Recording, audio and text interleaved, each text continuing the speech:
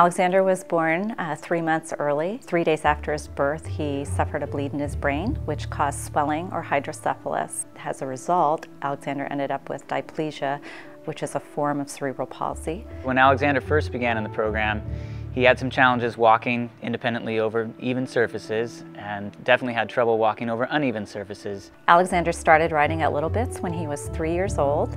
We started here at Little Bits so we could continue to work on Alexander's balance and strength. I really enjoyed working with Alexander because he has a great sense of humor. He has a great attitude about working hard, even though he's got a lot of challenges in his life. The reason why we use a horse for therapy is because the movement is very dynamic, it's rhythmic movement, and it's not actually consistent. There are little variations. So the movement of the horse has a three-dimensional movement, just like when people are walking. There's a forward and backward movement, a side-to-side movement, and a rotational component.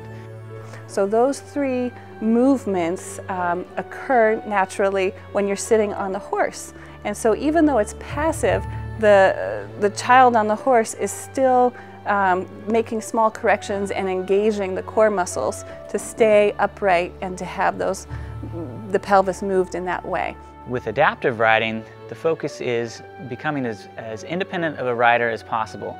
And so they're going to be using the traditional saddles and stirrups and reins and be controlling the horse in figures around the arena, being able to do walk, trot, and canter.